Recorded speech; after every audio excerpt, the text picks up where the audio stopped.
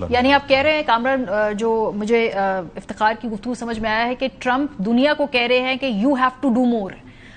جو یورپین ان سے اس وقت اسٹرینجڈ ہیں ان کو، جو چائنا ہے اس کو بھی کہہ رہے ہیں کہ ورنہ یہ مسئلہ جو ہے مزید لنگر آن ہو سکتا ہے. یہ صحیح انٹرپریٹیشن ہے؟ بالکل. وہ دیکھیں، وہ خوش تو نہیں ہے جو بڑی طاقتیں ہیں کہ اس طریقے سے انہوں نے مدد نہیں کی جو کرنی چاہیے تھی. اور اسی وجہ سے اگر آپ اس ٹویٹ میں ایک اور بات دیکھیں کہ انہوں نے خاص کر کے پاکستان کا، ویسے وہ تعریف نہیں کرتے کسی کی بھی، انہوں نے پاکستان کی جو سول اور ملٹری لیڈرشپ ہے اور ان کا ان کی بڑی مہربانی، اور یہ بڑے کمپیٹنٹ ہیں دونوں، پاکستان کے پرائم منسٹر اور جو پاکستان کے فیلڈ مارشل ہیں.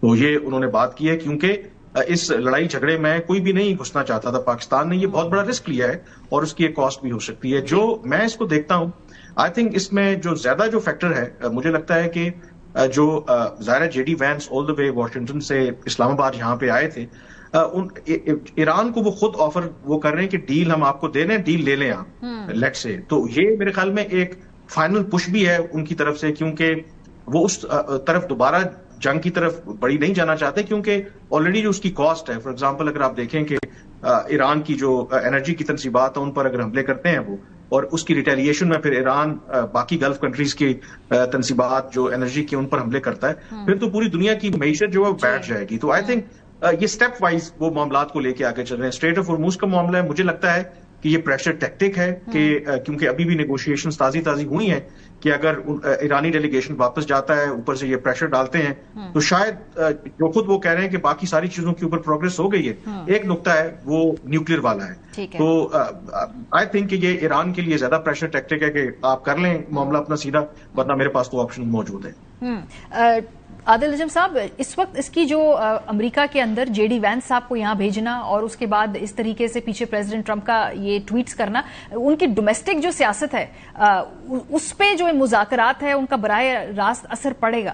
تو یہ ایگزٹ اسٹریٹجی جو امریکہ نے اپنی علیحدہ بنائی ہے اسرائیل کے مقابلے میں، جو اس کو اسرائیل کھینچ کے دوبارہ واپس لے آتا ہے اس ٹرف کے اوپر، متعدد بار کوشش کی ہے پریزیڈنٹ ٹرمپ نے اس جنگ سے نکلنے کی. جی، آپ نے دو باتیں کی، دونوں بہت اہم ہیں. پہلی جو اسرائیل والی ہے، I am glad that has come up, کیونکہ اصلی جو فریق، جو اصلی جو ہے نا، اس میں جو آپ نے سوال پوچھا تھا افتخار سے کہ لیوریج کس کے پاس ہے، لیوریج تو ابھی بھی اسرائیل کے پاس ہے. ان اے وے یہ تو طے ہو چکا ہے کہ ایران بھی چاہتا ہے کہ کوئی آف ریمپ ہو، ڈونلڈ ٹرمپ بھی چاہتے ہیں آف ریمپ ہو، وینس پش کر رہے ہیں. آف ریمپ کیوں نہیں لیا جا رہا، اس کا سب سے بڑا جو بینیفیشری بھی ہے اور اس کا جو محرک بھی ہے وہ تو نیتن یاہو ہے. سو دیکھیں، سوال جو ہے ایک ہی تھا اس سے پہلے بھی اور ابھی بھی، اور وہ یہ ہے کہ ڈز ٹرمپ، کیا ٹرمپ صاحب، امریکہ نہیں ٹرمپ، یہ خواہش رکھتے ہیں اور یہ ابیلٹی رکھتے ہیں کہ وہ نیتن یاہو کو کنٹرول کر سکیں. اس وقت میرے خیال میں وہ خواہش رکھتے ہیں. Ability I am not sure, کیونکہ ایک کنونشنل وزڈم ہمیشہ یہ تھا کہ جب امریکہ کہے گا نا اسرائیل کو، تو اسرائیل کہے گا جی سر. اب ہم 2 سال سے دیکھ چکے ہیں کہ دیٹ از ناٹ سو. چاہے وہ بائیڈن ہو، چاہے وہ ٹرمپ ہو، جب نیتن یاہو نے نہیں کرنا ہوتا تو وہ نہیں کرتا.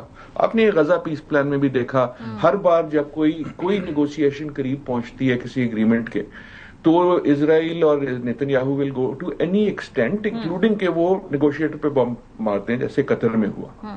سو اور اس کی ایک وجہ، اس کی ایک لاجک ہے. اس کی لاجک یہ ہے کہ نیتن یاہو کی نظر میں یہ ان کی بقا کی جنگ ہے.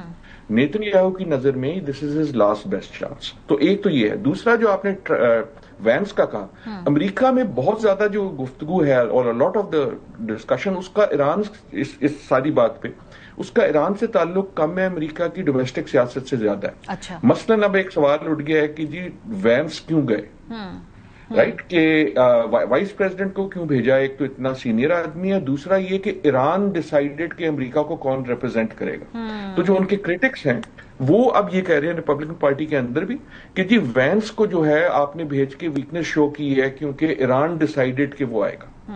دوسرا سوال یہ ہے کہ مارکو روبیو کیوں نہیں گئے. اور امریکن سیاست میں اس کی اہمیت یہ ہے کہ روبیو اور وینس جو ہیں وہ اگلی الیکشن میں probably Republican 2 leading candidate tickets پہ ہوں گے. اگر تو وینس صاحب، اس کا مطلب یہ ہے کہ اگر وینس صاحب پیس میکر بن جاتے ہیں تو ان کے پاس بہت بڑا نعرہ ہے. لیکن اگر وہ ان کو اس طرح پورٹری کیا جاتا ہے کہ جی تم سرنڈر کرائے ہو، so in a way I think J D Vance صرف ایران نہیں سوچ رہے تھے، वो अपनी सियासत भी सोच रहे थे, ऐसा नहीं है कि वो बड़े पीस लविंग आदमी है, लेकिन so there are many wheels with in wheels here of domestic politics, जैसे हर जगह होता है, इंक्लूडिंग ईरान। जी हाँ, ये इंटरेस्टिंग आपने बात की, क्योंकि जो भी इस वक्त बयानबाजी है वो अपनी अपनी कॉन्स्टिट्यूएंसी के लिए भी की जा रही है और अपने अगले आने वाले जो इक्तदार की और करियर की सूरत हाल है उसको भी शेप अप करते हुए देखे जा रहे हैं। इस वक्त अगर हम बात करें इफ्तिखार, यहाँ से आगे क्या आपको लगता है कि एक और बैठक किसी और जगह मुमकिन तौर पर हो सकती है, क्योंकि ये भी जहाँ मुज़ाकरात रुके हैं इससे आगे भी कई मराहिल हैं, ये ब्रेक ऑफ नहीं हुआ?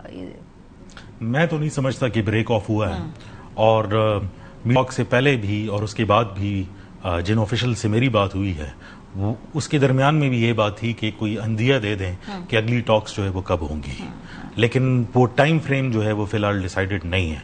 मैं ये समझता हूँ कि 1979 के बाद अगर पहली बार आमने सामने बैठे हैं अमरीकी और ईरानियंस तो इसे मायूस नहीं होना चाहिए। लेकिन इसमें एक इम्पॉर्टेंट कैविएट है कि इस गेम के अंदर जो है वो स्पॉयलर्स भी बहुत ज़्यादा हैं, और अगर इजराइल ने एक्सपेंशन करने की जो है वो कोशिश की तो उसका जवाब कई जगहों से जो है वो आएगा, एंड आई थिंक कि वो एक ट्रिगर पॉइंट होगा कॉन्फ्लिक्ट को आगे एस्केलेट करने के लिए। बहुत शुक्रिया। हमारे साथ मौजूद थे इफ्तिखार फिरदौस, डॉक्टर नजम, कामरान यूसुफ साहब। ये जो मुज़ाकरात हुए हैं इस्लामाबाद के अंदर, पाकिस्तान ने जिस तरीके से इतने हॉस्टाइल एनवायरनमेंट में, इतनी जंगी माहौल के अंदर दोनों ताकतों के मुख्तलिफ हाई लेवल डेलीगेशंस को इस्लामाबाद में ना सिर्फ बिठाया बल्कि दोनों साइड का जो एक तरह से इत्मीनान हासिल करने में कामयाब भी हुए, ये कोई छोटी बात नहीं है। लेकिन इससे आगे अब दुनिया को भी इस सीज फायर को परमानेंट सीज फायर में तब्दील करने के लिए अपना किरदार अदा करना होगा।